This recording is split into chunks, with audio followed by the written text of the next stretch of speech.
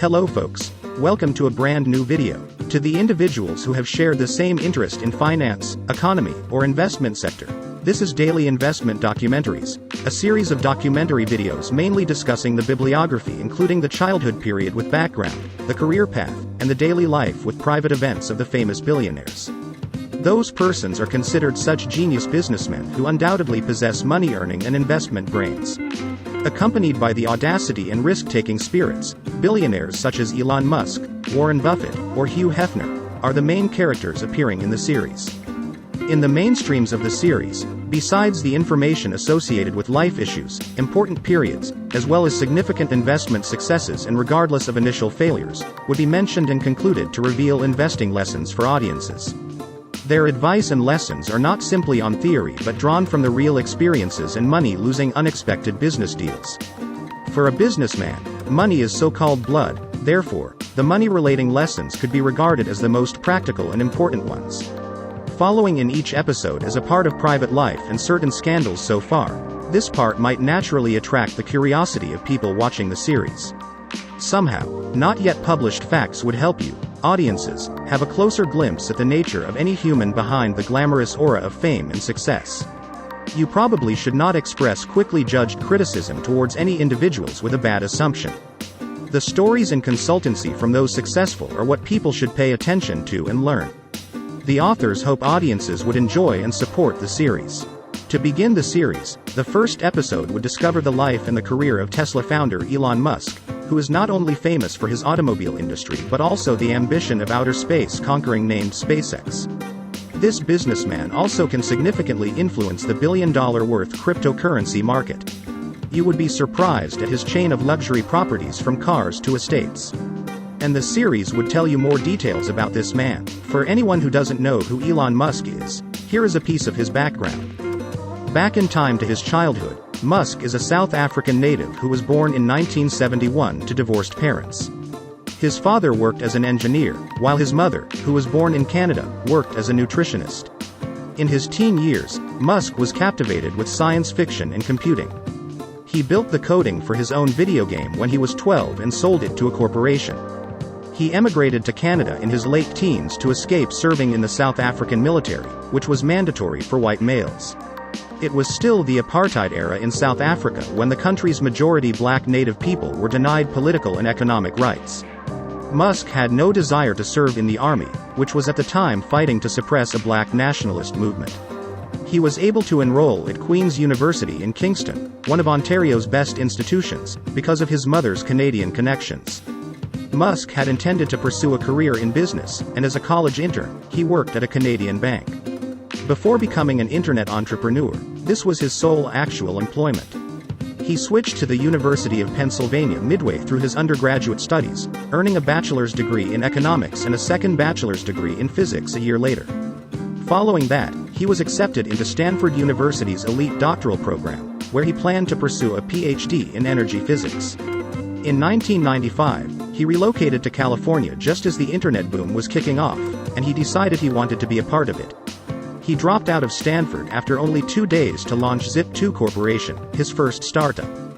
This was an online city guide geared at the newspaper publishing industry, and Musk was able to get contracts to produce material for both the New York Times and the Chicago Tribune's new online sites. Musk founded the firm when he was just 24 years old, and he put his entire heart and soul into making it a success. At one point, failure is an option here.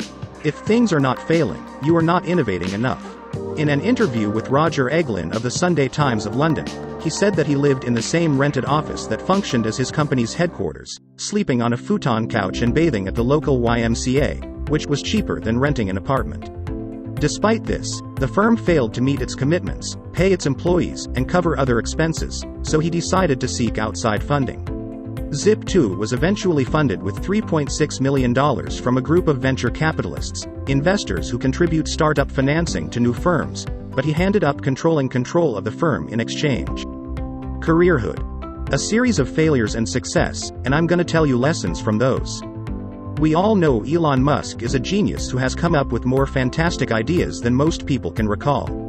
Musk noted in a recent interview with Joe Rogan that this is practically a curse in the sense that he has so many valuable ideas that he finds it difficult to focus on just one project.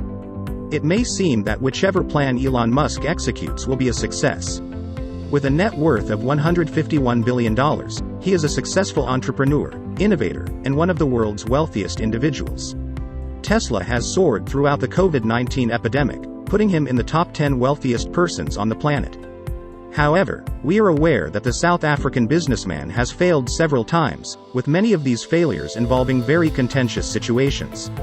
Elon Musk, on the other hand, constantly seems to conquer in the face of adversity and against all odds. As a result, I wanted to discuss these failures and show how Elon continually overcomes the most catastrophic blows and leverages these lessons to propel his businesses to even greater heights. Here are the failures of Elon Musk and how he overcame them. Number 1. Rejection from Netscape and ousted at Zip2. Elon tried unsuccessfully to work for a number of young internet businesses, including Netscape, when he initially began out. In response to these rejections, he created Zip2, a searchable company directory that was simply an online telephone book. It may appear to be a basic concept now, but it was groundbreaking at a time when computer usage was still in its infancy. Unfortunately, Zip2 struggled in its early years, and most investors were skeptical of the concept. Musk later built the code for a mapping project that allowed him to merge the two concepts. To save money, the company's employees resided on site. Anyway, Zip2 ultimately obtained some much-needed funding in 1996, but Elon Musk was surprisingly fired as CEO and given a much lower position. He did, however, assist in the removal of a subsequent CEO, Richard Sorkin, when he did not agree with his company's vision or principles. After achieving substantial success, the entrepreneur decided to go on to a brand new concept that would eventually become PayPal. So, what startups and entrepreneurs can learn from this failure? Despite the setbacks, Elon Musk has stayed steadfast throughout his career. When faced with challenges, he never gave up and always stuck to his principles or, at the very least, established his own enterprises. In any case, Elon Musk's tenacity and unshakable faith are a big part of why he's still so successful today. Number 2. What if PayPal was initially voted the worst business concept of the year? Believe it or not, when it was introduced as security software for the Palm Pilot and other portable devices in 1999, it was rated the worst business idea of the year. Musk and co-founder Max Levchin, on the other hand, began to focus on developing an online wallet, which continued to gather traction. In fact, when consumers began emailing the firm, it became evident that the wallet was being used to assist eBay auctions, so they scrapped the original concept and went with an electronic wallet instead. PayPal eventually received money to further develop this concept, and the firm went public in 2002. Again, what startups and entrepreneurs can learn from this failure? The majority of businesses fail because they fail to understand their target market's pain issue. To put it another way, they pursue ideas and notions that were bound to fail from the start. Elon Musk has always made required adjustments and strived to produce a product that offers a clear solution to the end customer. Of course, that seems simple, but far too many entrepreneurs let their infatuation with a certain product concept to blind them to the realities of the industry. Number 3. Do you know Tesla was failing hard before it became profitable? When Tesla initially appeared on the scene, many experts in the car business were outspoken in their hatred for the company. The electric automobile, according to these folks, was a non-starter doomed to fail.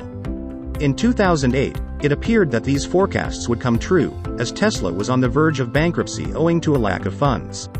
At the time, Musk was in the middle of building the Model S. Surprisingly, he chose to declare bankruptcy and utilize his own assets to keep the firm afloat. This fortune was made up of the proceeds, $35 million, from the sale of PayPal. Elon was declared broke just 2 years later. Fortunately, the entrepreneur was able to survive thanks to personal loans from friends. Tesla became uber profitable in a short time. Musk and his team worked incredibly long days and slept on the production floor during this period. Now, what startups and entrepreneurs can learn from this failure? Tesla is currently one of the most successful electric vehicle manufacturers, but none of this would be possible without Musk's unwavering determination. Furthermore, it was his belief that made this possible in the first place, implying that pursuing a personal passion is likely the most powerful driving force a company can have. Number 4. It's sad to say, but everyone expected SpaceX to fail. It took SpaceX 16 months to establish that landing a rocket on one of the recovery drone ships was doable. True, the initial effort was a success, with the rocket's precision surprising most experts, but development was gradual, and many questioned the company's credibility. However, in mid-2016, SpaceX succeeded in landing 3 of these rockets in a row, but catastrophe followed later that year when they attempted to repeat the feat 4 times instead of 3. It was a huge setback for Musk and SpaceX, with the media treating the issue with zeal. While it was assumed that SpaceX would take a step back, Musk maintained that they must press forward and make effective use of the critical data collected during the mishap. He also remarked in a recent interview that space exploration is a highly risky enterprise, and that those engaged already know that sending humans to Mars would always be accompanied by catastrophic hazards. Here, what startups and entrepreneurs can learn from this failure. Elon Musk is a maverick and nonconformist, as seen by his massive failure at SpaceX. In other words, he takes a stance on his own, separate from his colleagues, and employs free thinking to get the desired objectives. You're probably wondering about his private issues and how he got over it. But I have a later part to talk more about them. Wait to see. To say a word, Elon Musk is not just a genius, but also an immensely determined personality with a burning drive to achieve, despite his numerous failures. Despite the fact that Tesla and SpaceX appear to have a bright future ahead of them, we just cannot predict or imagine what the South African may achieve next. And, how rich is Elon Musk? Elon Musk's declaration as to the world's richest man on January 7, 2020, will go down in history. He accomplished this accomplishment by surpassing Amazon's Jeff Bezos. Tesla's stock rose 4.8% on Thursday, January 7, night, according to Bloomberg Business Index. With the success of Tesla and the launch of SpaceX, Musk has had a game-changing decade. According to CNBC, the multi-billionaire has an enormous and ever-changing real estate portfolio. Take a peek at his luxurious and fancy lifestyle. Let's go to see massive mansions, private jets, and James Bond cars, inside Elon Musk's extravagant lifestyle. According to Business Insider, Elon Musk divorced his first wife in 2008, putting a strain on his finances. Tesla's IPO on the public market in 2012 increased Musk's riches and transformed his fortune after years of surviving on loans. Here's a look at what the world's wealthiest man has amassed. A fondness for automobiles is only natural for a man whose principal industry is the manufacture of futuristic automobiles. Elon Musk's car collection. A Jaguar 1967 E-Type. His magnificent garage received its first amazing automobile in the shape of a Jaguar 1967 E-Type, in addition to driving a variety of Teslas. Musk owns a book of antique convertibles, according to a Forbes video, and has had his eye on the Jaguar since. However, that was not the finest situation for him. That one was like a bad girlfriend. It kept breaking down on me and causing me all sorts of trouble, Musk said. A McLaren F1. When you mention Musk's McLaren, the tale that usually comes out is about how he crashed it. The specifics may be seen in the video shown above. According to Business Insider, Elon Musk purchased the automobile for about $1 million when he sold PayPal. His everyday cars. Apart from the high-end vehicles, Musk also owns a few common vehicles. In his garage, he has an Audi Q7, a Porsche 911, and a BMW M5 sports vehicle. Such daily life cars. The James Bond car. Musk said in a tweet a few months before the introduction of Tesla's Cybertruck that the design was inspired by the submarine automobile from The Spy Who Loved Me. Musk also owns the Lotus Esprit underwater vehicle seen in the film, which he purchased for $920,000 at an auction, approximately 6.5 crore rupees. And about the Elon Musk's mansions. Elon Musk's real estate portfolio is a work in progress. According to Fox Business, the world's richest man, who was previously reported as stating he has no residence, just sold 3 more mansions in California for $41 million. Bel Air Mansions in LA. According to Business Insider, Elon Musk has 4 Bel Air residences in Los Angeles that are worth a total of $70 million. In 2012, the first of which was registered in his name. His second acquisition was a $17 million home with 20,428 square feet. Among the features were a gym, 7 bedrooms, high ceilings, a wine cellar, and a swimming pool. Musk then purchased a ranch house from Gene Wilder and utilized it as a private school for his children. He told Vogue in an interview that, like a little schoolhouse on the prairie, except in Bel Air on a golf course. Surprisingly, his buying binge in the Bel Air house didn't finish there. According to Variety, he purchased 2 more mansions, one under construction for $24.25 million and a $3.7 million boomerang-shaped property. Musk, for example, does not own any registered homes near his business in Fremont, California, which leads us to the second point, his luxurious fleet. Elon Musk's private jets. Musk claimed to have slept on the floor of his factory's conference room or on the couch on busy days. On most other occasions, though, he chooses to return home on one of his own jets.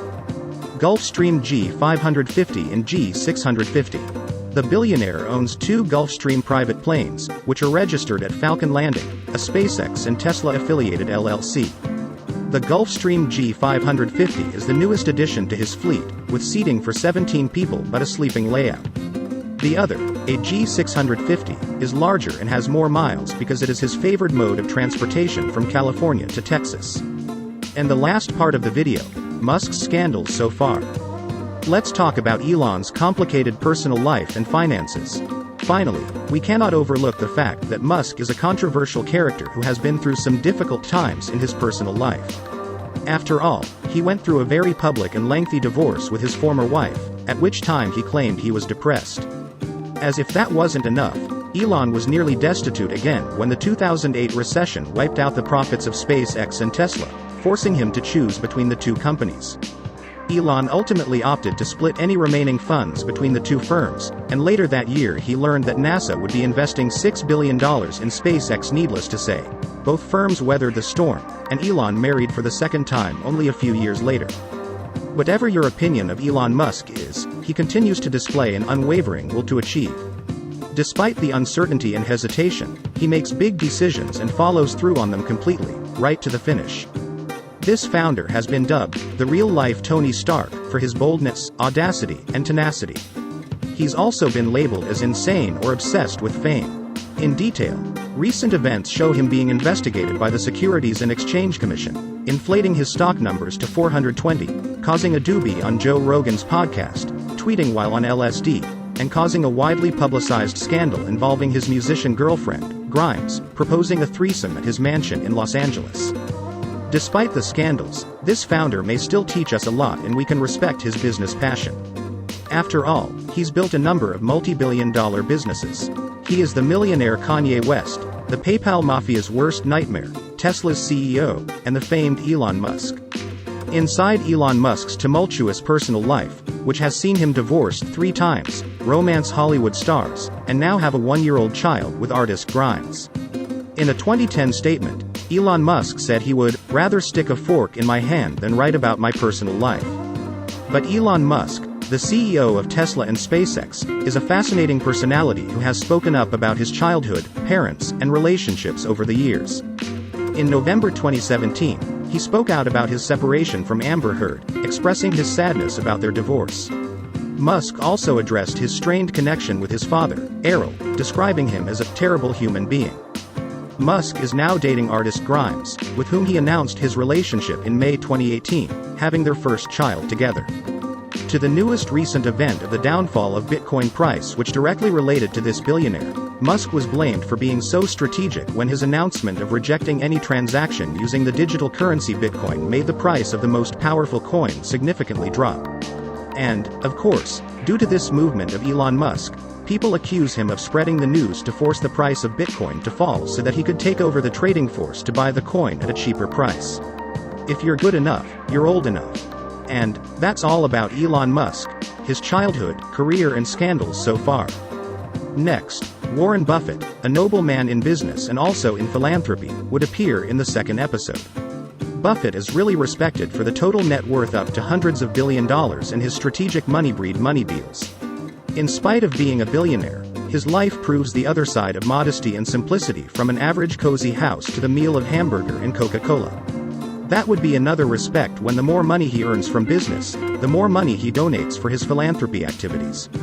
First and foremost, we should have a look at the story of childhood and family background of Warren Buffett. To begin, Warren Edward Buffett was born on August 30, 1930, in Omaha, Nebraska, United States of America. He was the second of 3 children born to Howard Buffett and his mother, Layla Buffett. The white American national with Scandinavian and American ancestors came from a wealthy family and was partly raised in his hometown of Omaha, Nebraska. Buffett grew up in Nebraska with his older sister, Doris Buffett, and his younger sister, Roberta, and was always interested in business. Buffett was just 6 years old when he bought 6 packs of Coca-Cola beverages to resale for a profit. Buffett made his first large investment at the age of 11 when he bought 3 shares in City Service for $38 each. Shortly after he made the transaction, the stock dropped. Buffett, fearful, hung on to his stock until it recovered to $40. Buffett was relieved by the bounce and sold his shares fast, a decision he would later regret when City Service rose above $200. As a result, Buffett learned the need for patience in making and maintaining investments, a lesson that he would use in future transactions. What about his education? Buffett attended Rose Hill Elementary School and received his schooling there. Buffett balanced studies with selling gum and drink while at school. When his father Howard was elected to the United States Congress, the entrepreneurial prodigy was still in school. As a result, Buffett and his family relocated to Washington, D.C., where he finished his elementary school study at Alice Deal Junior High School. Following that, he went to Woodrow Wilson High School, where he blended studies with coming up with innovative methods to make money. At the time, his most major investment was a $25 second-hand pinball machine he bought with a friend. The machine, which was put in a barbershop, generated earnings, allowing Buffett and his friend to purchase and install other devices in other places. Before graduating from high school in 1947, Buffett sold the company for $1,000. Buffett had no plans to attend college after graduating from high school in 1947. The then 16-year-old, who had already accumulated $5,000 from delivering newspapers, aspired to be a full-time entrepreneur. His father, on the other hand, encouraged him to go to college, starting at the University of Pennsylvania's Wharton Business School. Buffett spent 2 years at the institution before transferring to the University of Nebraska, where he earned a Bachelor of Science in Business Administration. Buffett's subsequent academic efforts were denied by Harvard Business School because he was too young. As a result, he enrolled at Columbia Business School, where he had the opportunity to attend seminars taught by his mentor, Benjamin Graham, the father of value investing. In 1951, he graduated from the school and went on to complete his education at New York Institute of Finance. Secondly, let's break down into the career of Warren Buffett. At early stages, Buffett, armed with adequate business and financial expertise, decided to put his personal investments on hold for the time being. Between 1951 until 1954, he worked as an investment salesperson for his father's firm, Buffett Falk & Company. Despite his youth, saw himself as a voice to be heard, delivering investing advice that was published on a regular basis. His next job was with Benjamin Graham's Collaboration, where he stayed until the partnership was dissolved in 1956 when Benjamin Graham retired. Buffett had already made a lot of money by the time the deal was closed, so he formed his own company, Buffett Partnership Limited. His road to fame. Buffett went on to run numerous additional businesses and became a millionaire in 1962 as a result of his various ventures. At the same time, he progressively increased his holdings in Berkshire Hathaway, a textile manufacturing company, until he became the company's largest shareholder and finally took full control. Berkshire Hathaway consolidated the business magnate's several partnerships into one. Berkshire Hathaway grew throughout time as he joined more partnerships, eventually transforming it into an American global conglomerate holding firm. Buffett was relatively unknown until 1986 when he made his first billion by leading Berkshire Hathaway to buy a 12% share in Salomon Inc., a scandal-plagued corporation. With Buffett serving as director and chairman of the new acquisition, Berkshire Hathaway became Salomon Inc.'s largest stakeholder.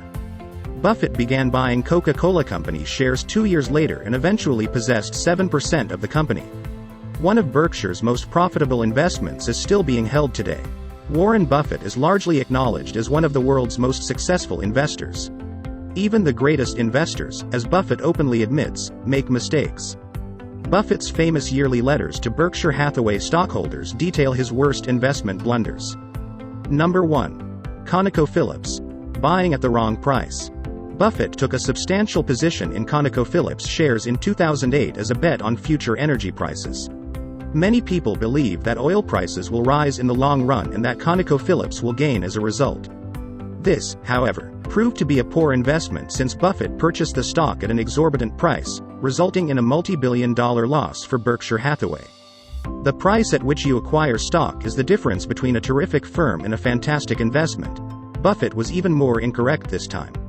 Oil firm equities were soaring since crude oil prices were well over $100 a barrel at the time. The lesson learned. It's all too easy to get caught up in the thrill of large rallies and buy in at pricing you shouldn't, in retrospect.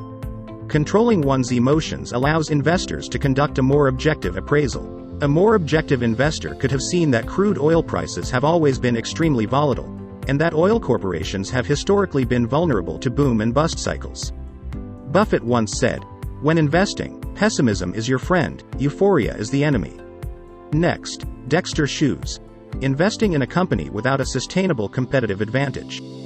Buffett purchased Dexter Shoes, a shoe firm, in 1993. Buffett's investment in Dexter Shoes backfired because he perceived a long-term competitive edge in the company that suddenly vanished. According to Buffett, what I had assessed as a durable competitive advantage vanished within a few years. Buffett states that this was the worst investment he has ever made, with a $3.5 billion loss to stockholders. The lesson from him: companies can only make a lot of money if they have a long-term competitive edge over their competitors in their industry. While pricing marts are unbelievably low, Honda produces high-quality automobiles. These firms can retain high profit margins as long as they can deliver on these items better than anybody else. If not, the huge earnings will attract a slew of competitors who will steadily eat away at the firm and suck up all of the revenues. Buffett says, "A truly great business must have an enduring moat that protects excellent returns on invested capital." Before moving on, I'm going to show you, new generation or new entrepreneurs, helpful habits from this noble man. He can teach you a lot about how to develop a great career. In his early years, he worked as a newspaper delivery boy, among other things. He was turned down by Harvard Business School and went on to create his own business. Number 1. Cultivate your communication skills. Buffett used to be so afraid of public speaking that he would get sick before entering the stage. He says that, "You can't believe what I was like if I had to give a talk, I would throw up." He enrolled in a public speaking school at Dale Carnegie, the institute named after the famous speaker and author of How to Win Friends and Influence People, when he was 19 years old. Buffett most certainly gained many important things from the course, according to Joe Hart, president and CEO of Dale Carnegie. One is the significance of sharing personal tales in conversation or presentations, he claims. Prepare ahead of time so you can think of stories at a moment's notice. Make a list of relevant anecdotes that you could give if asked, such as travels you've made, books or movies that impacted your perspective, or life failures and lessons you've learned. According to Hart, another important lesson Buffett undoubtedly learned is to never read a speech or presentation verbatim. Create a basic outline containing the points you wish to make instead. In this manner, according to Hart, you'll recall what you plan to say while also seeming natural. Number 2. Buffett attributes many of his wise financial judgments to his extensive reading. He claims to begin each day by reading multiple newspapers and believes that he spends up to 80% of his time reading. Buffett once responded to a question about the secret of his success by pointing to a stack of books and saying, "Read 500 pages like this every day. That's how knowledge works. It builds up, like compound interest. All of you can do it, but I guarantee not many of you will do it." And last but not least, habit number 3, choose your friends wisely. Buffett, who has known Microsoft founder Bill Gates for a long time, believes that the appropriate set of friends may motivate you to reach higher professional goals. At an event at Columbia University along with Gates, he said to a group of people, "You will move in the direction of the people that you associate with."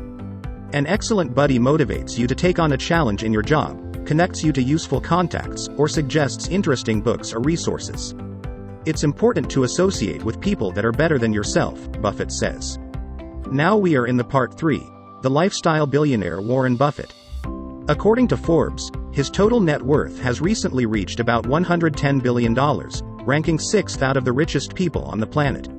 Known as the Oracle of Omaha, Warren Buffett is one of the most successful investors of all time.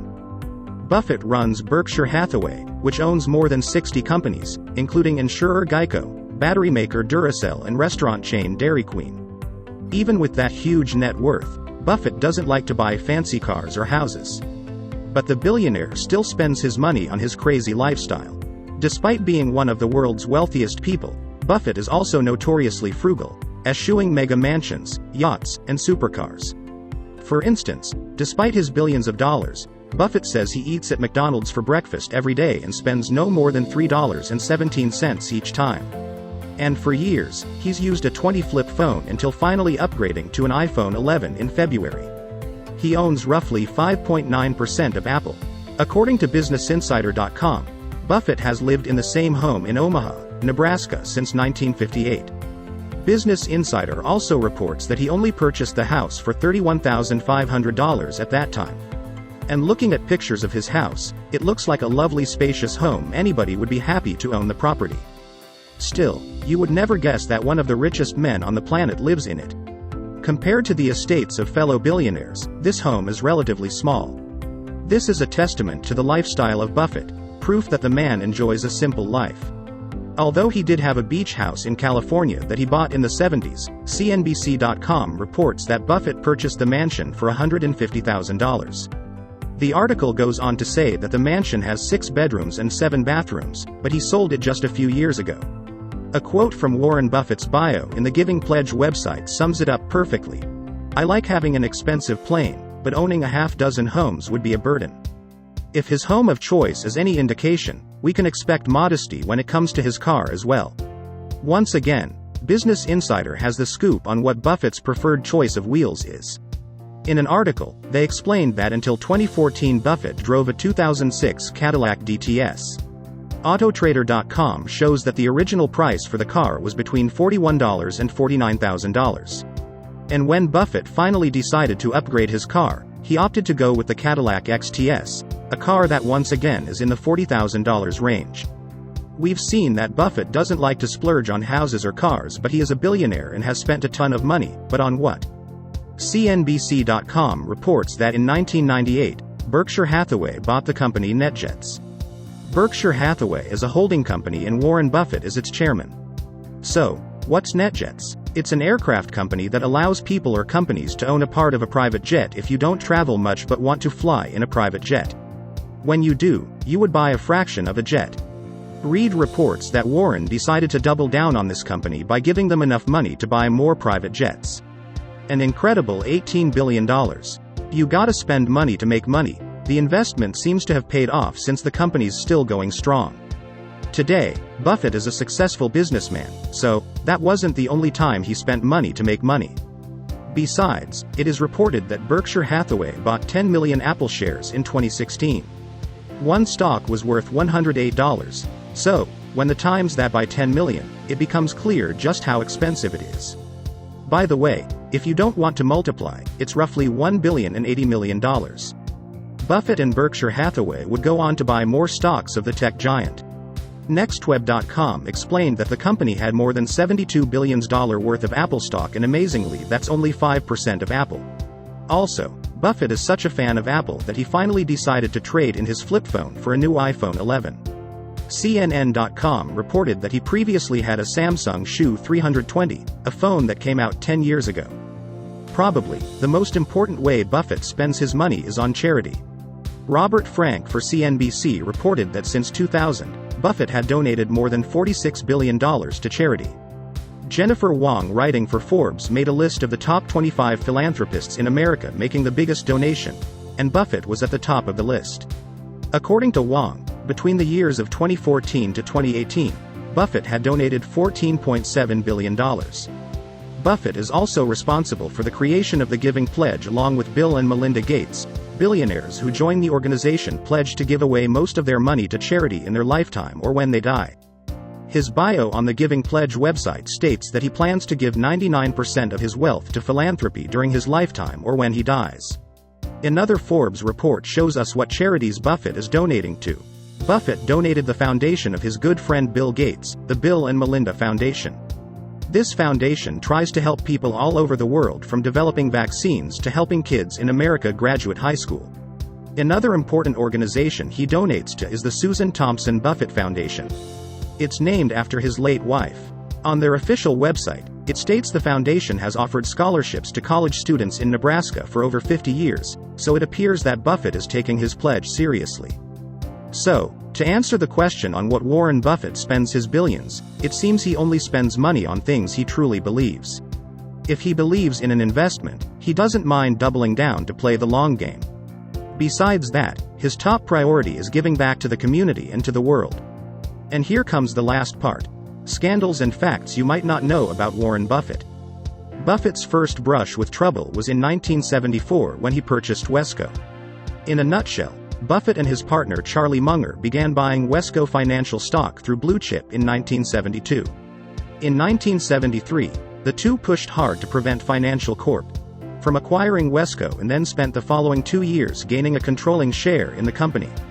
Finally, the SEC looked into this purchase, and Buffett's investing methods in general, got a consent order from Blue Chip, and recovered a $115,000 settlement from Blue Chip to Wesco stockholders for losses the SEC claimed this maneuver caused. When Buffett bought the Buffalo Evening News in 1977, he was also accused of antitrust violations. Although Buffett and the Evening News eventually prevailed, and the antitrust proceedings appeared to be more of a desperate attempt by a competitor, the Buffalo Courier-Express, to use the courts to compete, it was a tense time, and accusations were leveled that Buffett had violated prior, gentlemen's agreements. In 1990, Warren Buffett was embroiled in one of the most severe controversies of his career. In 1987, Berkshire Hathaway bought a 12.5% stake in investment firm Salomon Brothers, and in 1990, it was revealed that a rogue trader had filed bids that were in violation of Treasury standards, and that the CEO at the time, John Gutfreund, had neglected to discipline the trader. When the U.S. government threatened to take action against Salomon, Buffett stepped in. He interfered personally with the Treasury Department to get a restriction on Salomon bidding in government bond auctions lifted as swiftly as possible, a move that would have destroyed the investment bank. He also took over as CEO of the bank for a while, and despite a $290 million fine, Berkshire Hathaway's investment in Salomon more than doubled when Travelers purchased it in 1997. Recently, the claims against Berkshire Hathaway's subsidiary General Re in 2006 that it had collaborated with AIG in participating in so-called finite reinsurance were more severe. Finite reinsurance was more of an accounting trick that allowed a business like AIG to enhance the appearance of its financial reports for a period of time than it was actual insurance, with a matching transfer of risk. While the government investigated AIG and its chairman at the time, Hank Greenberg, fiercely, Berkshire Hathaway was not excluded. The corporation agreed to pay a $92 million settlement and make improvements to its corporate governance standards. Recent developments have provided fresh fodder for critics of Buffett. During the depths of the recession and economic crisis, Berkshire Hathaway made many opportunistic investments on conditions that were highly favorable to Berkshire. While these agreements represented the expenses of conducting business at the time, some have accused them of being exploitative. In some events with his family issues, Buffett once disowned his granddaughter. Buffett completely disowned his granddaughter Nicole after she featured in a documentary on America's wealth gap, The 1%, directed by his son Peter. Nicole made a comment on how Buffett might react to her participation in the film. "I definitely fear judgment. Money is the spoke in my grandfather's wheel of life." Nicole's concerns had been confirmed. Buffett wrote her a harsh letter after the documentary appearance, saying, "I have not emotionally or legally adopted you as a grandchild, nor have the rest of my family adopted you as a niece or a cousin." What was his justification for such a severe punishment? Buffett was deeply offended by her perceived sense of entitlement and self-appointed role as family spokesperson in the documentary. That's all about Warren Buffett. To continue with, Hugh Hefner, a real playboy of the Playboy magazine, would be the next main character. His successful career accompanied by controversy is the plot of the episode. Although he is now history, his achievement and the story of success could really inspire you. First, we start with the childhood and family background of Hugh Hefner. But, who was Hugh Hefner? He, the creator of Playboy Publications, was an adult magazine publisher in the United States. With the advent of the Playboy magazine, he is recognized for revolutionizing the adult entertainment sector, and he went on to expand his business into television and online businesses. He had no clue how successful the magazine would become when he released the first issue in 1953, which featured Marilyn Monroe. The first issue of Playboy was an instant hit, selling more than 50,000 copies and catapulting both the magazine and its founder to fame. Hefner worked as a journalist for Esquire before launching the hugely successful but equally infamous magazine. He also served in World War II. He was born into a conservative Chicago household and went on to college to study psychology, creative writing, and art before starting a career as a journalist. However, after being denied a raise, he quit his job and went on to start the adult magazine that would revolutionize the entertainment industry. Hefner, unsurprisingly, exemplifies the lifestyle espoused by his magazine and has been linked to a number of sexy beauties. But his life was not all about sex. He was a well-known political leader and philanthropist who generously donated to a variety of organizations. His childhood and early life. Hugh Marston Hefner was born on April 9, 1926, in Chicago, Illinois, the elder of two boys of devout Methodists Grace and Glenn Hefner. Hefner attended Sayre Elementary School and later Steinmetz High School, where his IQ was reputedly 152, despite his average academic achievement. Hefner became president of the student council and created a school newspaper while still in high school, demonstrating his journalistic abilities early on. He also developed School Days, a comic book in which the usually reserved child could be the focus of his own imagined universe. Hefner participated in the United States Army as a non-combatant for 2 years towards the end of World War II until being released in 1946. He spent a summer at the Chicago Art Institute before transferring to the University of Illinois in Urbana-Champaign to study psychology. Hefner graduated with a bachelor's degree in 1949, the same year he married Mildred Williams, his first wife. Later, he completed a semester of graduate school study in the field of sociology, focused on Alfred Kinsey's Sex Research Center. Hefner secured a copywriter position at Esquire magazine's Chicago bureau in the early 1950s, which included literary works by Ernest Hemingway and F. Scott Fitzgerald, as well as graphics by pin-up painters George Petty and Alberto Vargas. When Hefner was refused a $5 increase after the journal relocated to New York, he decided to leave. Now we are having a look at the career of Hugh Hefner. The start of the Playboy. Hefner was determined to launch his own newspaper once he was on his own. To start Playboy magazine, he secured $8,000 from 45 investors, including $2,000 from his mother and brother Keith combined. Hefner originally intended to call the magazine Stag Party, but was compelled to change it due to a trademark conflict with another stag publication. After a defunct vehicle business, a co-worker offered the name Playboy. Hefner believed the name symbolized high life and refinement, and he loved it. From his home on the South Side, Hefner published the first edition of Playboy. It was published in December 1953, but there was no date on it because Hefner was unclear whether or not a second issue would be published.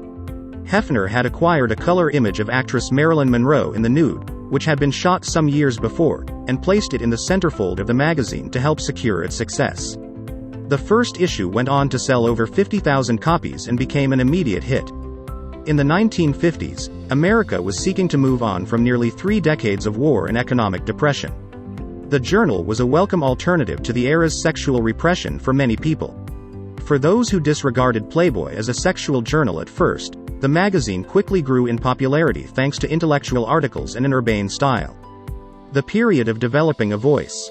The Playboy logo, which depicted a stylized profile of a rabbit wearing a tuxedo bow tie, first debuted in the second issue and has since become the brand's signature image. Hefner picked the rabbit due to its humorous sexual meaning, as well as the image's frisky and playful quality, which he cultivated throughout the magazine's articles and cartoons. Hefner intended to set his magazine apart from the majority of other men's magazines, which focused on outdoorsmen and featured he-man fiction. Hefner determined that instead of catering to the cosmopolitan, educated gentleman, his publication would focus on more aggressive sexual images. Hefner promoted what became known as the Playboy philosophy in a series of 25 editorial pieces published during the 1960s. Considered an emerging manifesto on politics and governance, it is Hefner's philosophy on free enterprise and the nature of men and women. He considers it a rational discourse on the truth of human sexuality. Hefner, on the other hand, never forgot that it was photos of nude women that eventually sold the magazine. Hefner's life and marriage were dominated by work on the publication. Playboy's circulation had eclipsed that of competitor magazine Esquire by the late 1950s, with monthly sales surpassing 1 million copies. However, personal problems arose. After having 2 children, Christie and David. Hefner and his first wife split in 1959. Hefner had a lot of girlfriends while he was unmarried and was known for his romantic, unpretentious personality. However, he developed a reputation for being overbearing and attempting to impose double standards. The golden age of the magazine. In the 1960s, Hefner took on the role of Playboy, the urbane sophisticate with a pipe in hand who wore a silk smoking jacket. He pursued a variety of pursuits and interacted with the rich and famous, always in the company of young, attractive ladies. Hefner was glad to portray himself as the charismatic figure and spokesperson for the sexual revolution of the 1960s as the magazine's rising popularity drew the attention of the general public. This was also Playboy's golden period, as ever-increasing circulation allowed Hefner to develop a wide network of private key clubs that were, among other things, ethnically inclusive at a time when segregation was still legal. These high-end restaurants were staffed by Playboy bunnies, who were noted for their skimpy attire consisting of rabbit ears and fluffy tails. The bunnies made a lot of money off their tips, and they were told to keep a professional distance from regular customers. The ladies were also subjected to severe requirements in terms of appearance, especially size. Hefner's Playboy Enterprises also developed hotels, created modeling agencies, and ran a variety of media ventures throughout the years. Hefner's fame was not without controversy. After an issue of Playboy contained nude images of Hollywood star Jane Mansfield, he was arrested and tried for distributing obscene material in 1963. Because the jury was unable to make a decision, the charge was subsequently withdrawn. Hefner's and Playboy Enterprises' reputations were unaffected by the controversy. Hefner established the Playboy Foundation in 1964 to aid in the battle against censorship and the understanding of human sexuality. And the next part is about the challenges.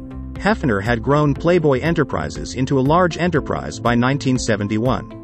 In 1972, the firm went public, and the magazine's circulation reached 7 million copies per month, resulting in a profit of $12 million. Hefner began to split his time between two big estates, one in Chicago and the other in the Los Angeles neighborhood of Holmby Hills.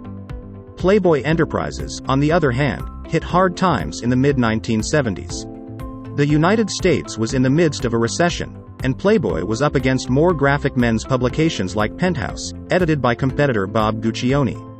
Hefner first retaliated by showing more explicit images of women in less wholesome positions and situations. Some sponsors went on strike, and circulation plummeted even more. From then on, Hefner concentrated the company's operations on magazine publishing. Madonna, Kate Moss, Jenny McCarthy, Naomi Campbell, Cindy Crawford, Drew Barrymore, Nancy Sinatra, and Pamela Anderson are among the female superstars that have featured in Playboy over the years. Critics, on the other hand, have criticized the publication for objectifying women and a poorly veiled emphasis on commercialism. Hefner decided to make Los Angeles his permanent residence in 1975 so that he could better control his television and film production businesses. He was recognized as a star on the Hollywood Walk of Fame for his contributions to the repair of the famous Hollywood sign. He founded the Playboy Jazz Festival in 1978, an annual event that features some of the world's top jazz musicians. Here are a few management lessons from the man behind the bunny ears, Hugh Hefner. First, surround yourself with the best of the best. The list of famous people who have visited the Playboy house, or the pages of Playboy itself, is long. From Norman Mailer and Margaret Atwood to Mort Saul and Miles Davis, they've all done it. It reminds us of the advice we always hear from great CEOs: hire smart people. Surround yourself with intelligent, talented, and superstar employees who will aid in the expansion of your company. Second, listen and listen. Hefner once said, "It's good to be selfish, but not so self-centered that you never listen to other people." These are simple words, yet they are worth repeating. Being an effective leader requires talking to your people, and actually listening to what they have to say. Next, be loyal. A loyal leader generates loyal employees, so if you stand by them, they'll stand by you. Fostering loyalty and trust within your staff, especially in startups and young organizations, may make or break your success. Following that, you should choose and set your goals wisely. When Playboy's first issue was published, he said, "We don't expect to solve any world problems or prove any great moral truths." Granted, he did go on to create a cultural revolution and a national debate about sex, freedom of speech, and other issues. In his speech, Hefner had a strong idea of what he intended to achieve with the magazine and expressed it plainly.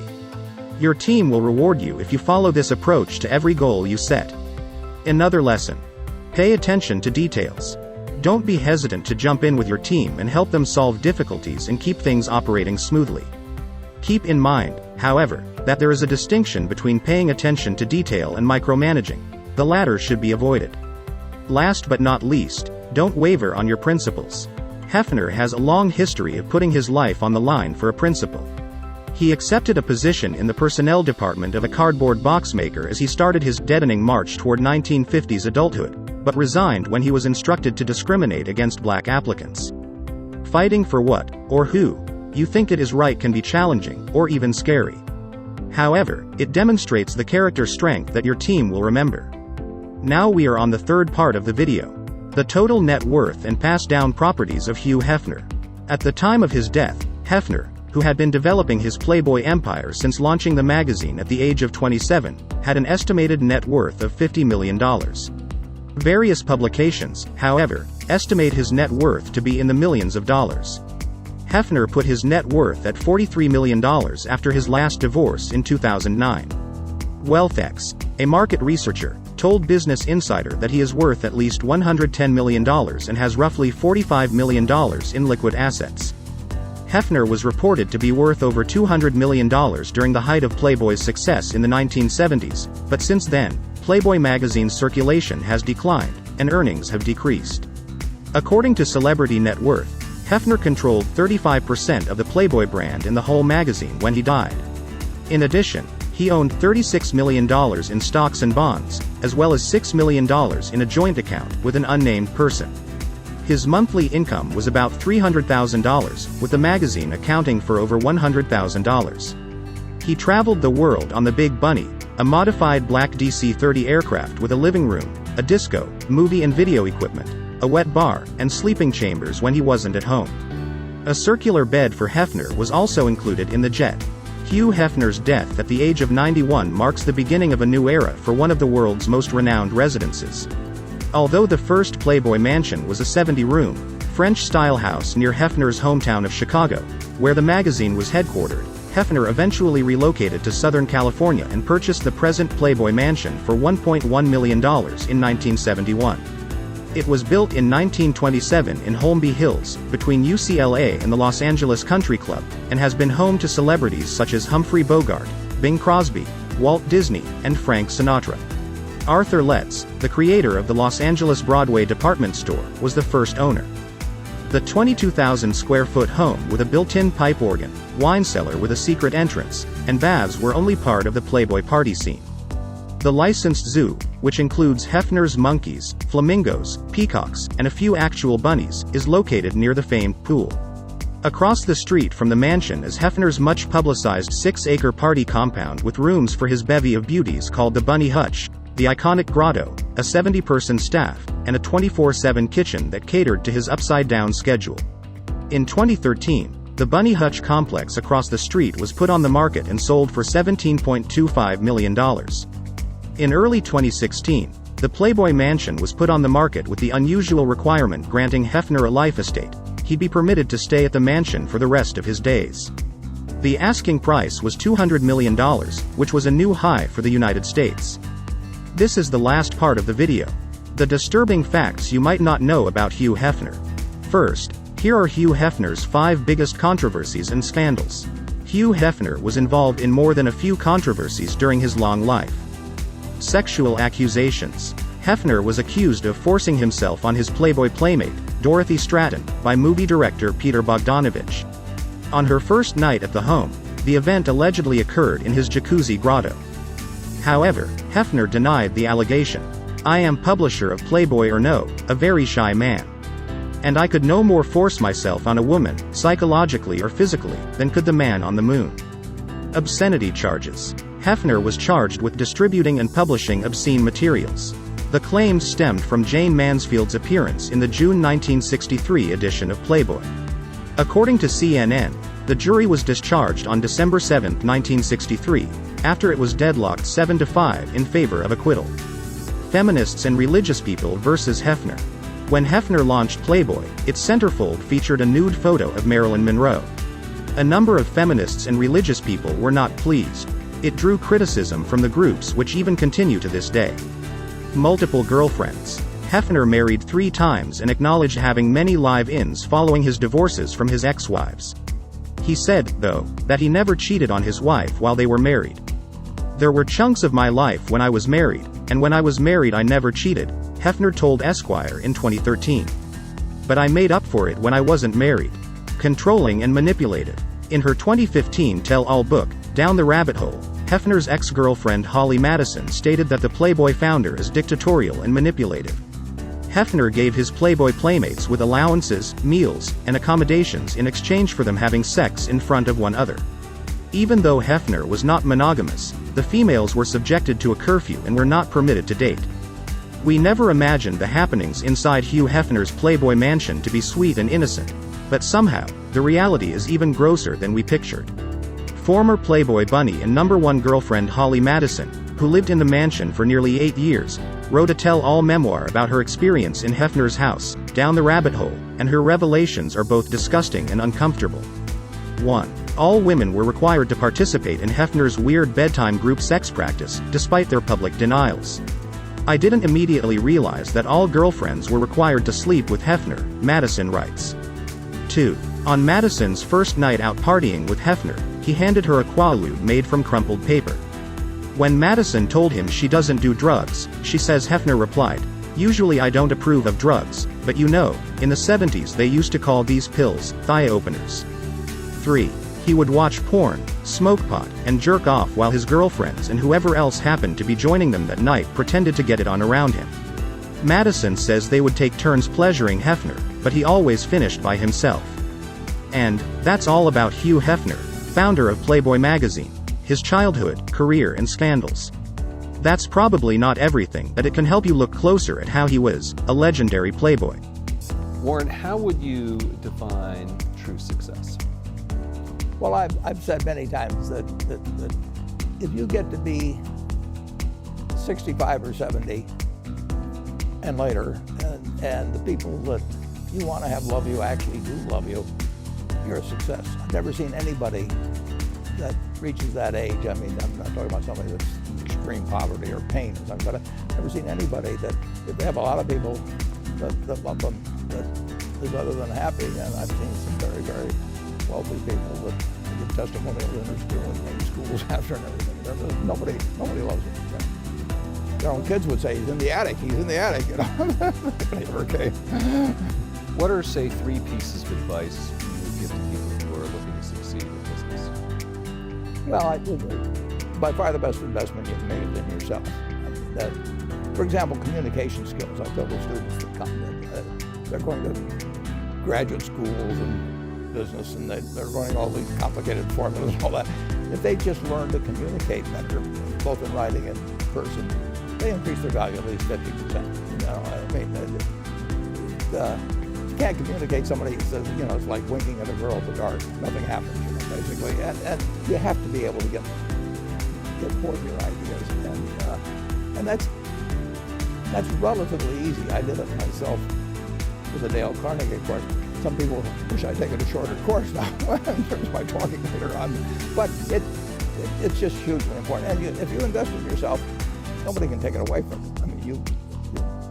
I mean, the second thing, which I'll get a certain criticism for not living it, but I do tell those students, you know, that if I gave you a car and it'd be the only car you get the rest of your life, you take care of it like you can't believe it. And you scratch it, fix that moment, you read the owner's manual, you keep a garage, do all these things, and you get exactly one mind and one body in this world.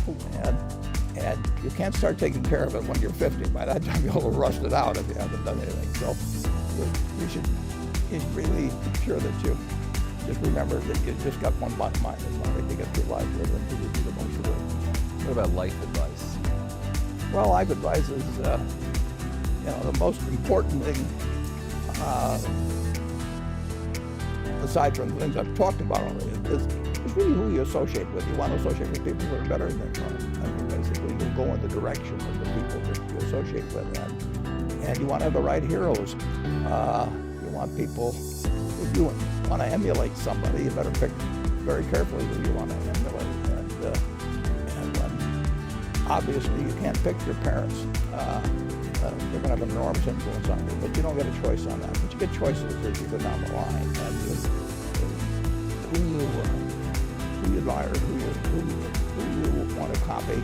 After watching the documentary series about admirable and extremely talented billionaires, the film crew hopes that the audience, who has a passion for business, invests, or any individual with a dream of starting up their own business, will feel a sense of inspiration to realize your dreams. The series is highly invested in terms of content so that in each episode, the audience can explore aspects of daily life as well as the billion-dollar career of traders, merchants, or they also could be known as smart investors. From the scenes and documents about those billionaires, viewers are provided with a tool reflecting their own image somewhere. Behind the billion-dollar names and the admiring glances of people around, those talented investors also have their own private lives and desire to live their own life with respect. Whether it be private or influential scandals, the crew's point of view is neutral and simply would like to deliver a deeper angle, not condemnation or criticism. Hope everyone enjoys and evaluates the series fairly and always supports those outstanding individuals. Above all, the most valuable messages that the whole film crew would like to convey in the series are investment lessons as well as valuable and practical advice from individual billionaires like Elon Musk, Warren Buffett, or Playboy, Hugh Hefner.